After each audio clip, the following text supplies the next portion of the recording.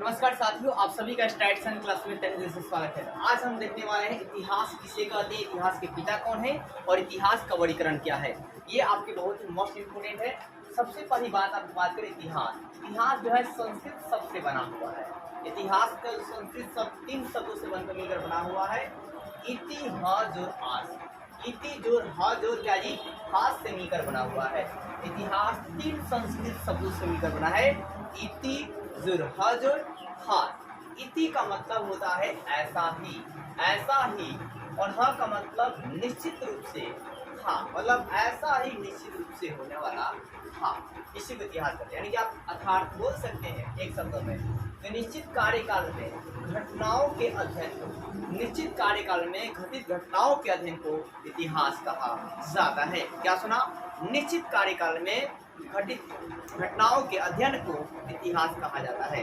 या एक लाइन में आप ये भी कह सकते हैं कि अतीत के अध्ययन को इतिहास कहा जाता है। तो आपने अभी क्या देखा कि इतिहास जो है 3 गो संस्कृत शब्द से मिलकर बना हुआ है। इति जोड़ ह जोड़ आस, जिसमें इति का मतलब क्या होता है कि ऐसा ही, क्या जी, ऐसा ही। ह का मतलब निश्चित रूप से, और आपका आस का मतलब था, ऐसा ही निश्चित रूप से था। यानी कि निश्चित कार्यकाल में एक फिक्स टाइम पीरियड में क्या होगा कि जो घटने वाली घटनाएं थी उसके स्टडी को ही इतिहास कहा जाता है। यानी कि आप बात बोल सकते हैं कि अतीत के अध्ययन को इतिहास कहा जाता है। अब इतिहास के पिता किसे कहते हैं तो हेरोडोटस को कहा जाता है। किनको बोलते हैं? हेरोडोटस का। और हेरोडोटस का जन्म कब हुआ था? 484 ईसा पूर्व हुआ था।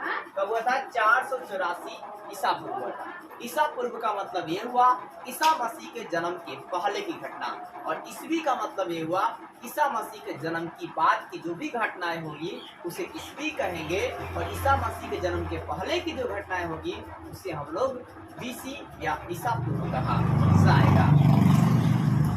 हेरोडोटस कौन थे? यूनान के प्रथम इतिहासकार और भूगोलवेता थे। हेरोडोटस कौन थे? इतिहास के प्रथम इतिहासकार और भूगोलवेता थे। कहाँ के? यूनान के। और इनका जन्म कब होता है? 484 बीसी में। कब होती है? 484 बीसी। तो इतिहास के पिता किसे कहते हैं? हेरोडोटस को कहते हैं। और इनका जन्म कब हुआ था? 484 बीसी में। और ये कौन थे? एक इतिहासकार, यूनान के प्रथम इतिहासकार और भूगोलवेता थे। फिर यह है क्या कि इतिहास जो है हेरोडोटस का संस्कृत नाम क्या है तो हरिदत्त है। क्या है?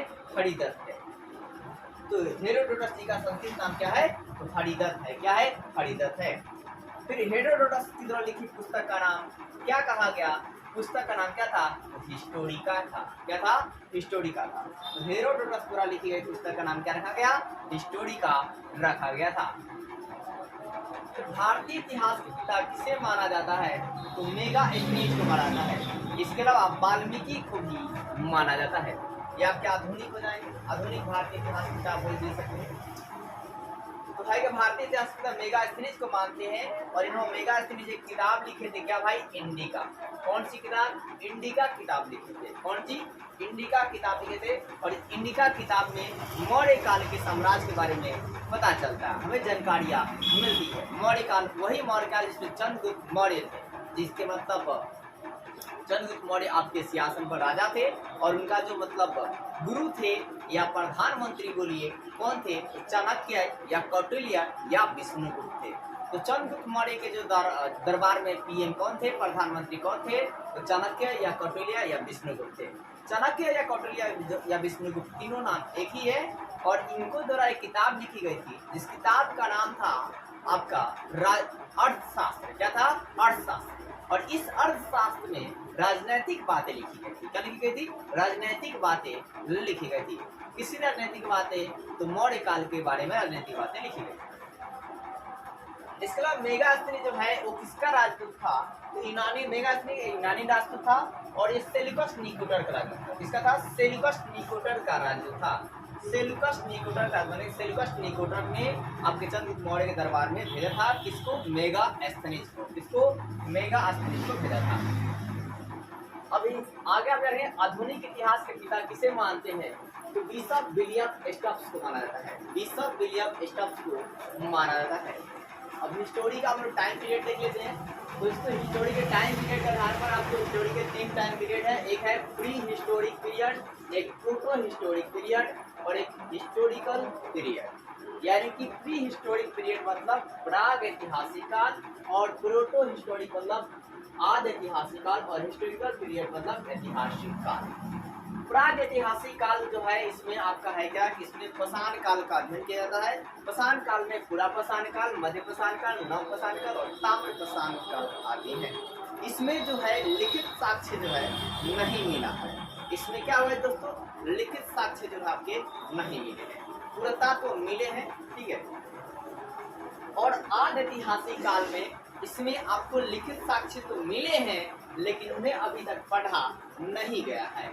जैसे कि सिंधु घाटी सभ्यता की मैक्सिमम लिख दिया।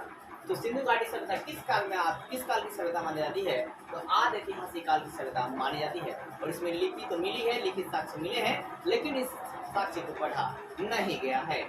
और ऐतिहासिक काल में जो लिपियां मिली है इन्हें पढ़ा भी गया है और आपका मतलब इसके आधार पर इसका वर्गीकरण भी कई भागों में किया गया है। जैसे प्राचीन ऐतिहासिक काल, मध्य ऐतिहासिक काल, आधुनिक ऐतिहासिक काल, नेहरू काल और विश्व। इसके बाद भारतीय इतिहास के जनक जो है वाल्मीकि को माना जाता है, ठीक है ना। वाल्मीकि को प्राचीन भारतीय इतिहास के जनक किसे मानते हैं, तो वाल्मीकि को माना जाता है। और आपका इतिहास को 3 भागों में बांटा गया है, प्राचीन इतिहास, मध्यकालीन इतिहास और आधुनिक इतिहास। प्राचीन इतिहास में आप भारत के प्राचीन इतिहास में आप सिंधु घाटी सभ्यता को देखते हैं, इंडस वैली सिविलाइजेशन को देखते हैं। प्राचीन इतिहास में हम इसका स्टडी करते हैं। फिर वैदिक सभ्यता का स्टडी किया जाता है, वैदिक सभ्यता में उत्तर वैदिक काल था, ऋग वैदिक काल था। ये सारी जानकारी आप प्राचीन इतिहास से हमें मिलती है। मध्यकालीन इतिहास में हम दिल्ली सल्तनत को और विजयनगर को और मराठा साम्राज्य इत्यादि को देखते हैं। क्या देखते हैं, दिल्ली सल्तनत, विजयनगर साम्राज्य, मराठा साम्राज्य इत्यादि को मध्यकालीन इतिहास के अंतर्गत पढ़ा जाता है। फिर 1740 के बाद की जो भी इतिहास थी, जो भी घटनाएं घटी, उन सभी को आधुनिक भारतीय इतिहास में देखा जाता है। जैसे कि आपका मतलब 1857 का जो विद्रोह है वो आपका आधुनिक इतिहास के अंतर्गत आता है। फिर इसके अलावा जो भी आज़ादी से लेकर आज़ादी तक जो भी घटनाएं घटी, गांधी जी ने अनेकों प्रकार के विद्रोह आंदोलन चलाए, जैसे असहयोग आंदोलन, सविनय अवज्ञा आंदोलन, ये जितने भी आंदोलन थे, जस्टिस आंदोलन, ये जितने भी, फिर आपका भारत में कांग्रेस का जो कांग्रेस बनती है, उससे भारतीय राष्ट्रीय कंपनी जो होती है, कांग्रेस की कंपनी जो कांग्रेस जो आते हैं या जो अंग्रेज आते हैं, इन सभी की जो बातें हैं आधुनिक इतिहास के अंतर्गत देखते हैं। इसी के साथ ही आपके इतिहास का मतलब इतिहास के बारे में जानकारी कैसा लगा और आप कमेंट करके जरूर बताइए दोस्तों। अगर आपको अच्छा लगता है तो वीडियो को हमारे लाइक कीजिए और चैनल को सब्सक्राइब कीजिए और ज़्यादा से ज़्यादा शेयर भी जरूर कीजिए। तो मिलते हैं नेक्स्ट वीडियो में नेक्स्ट टॉपिक के साथ। जय हिंद दोस्तों, जय भारत।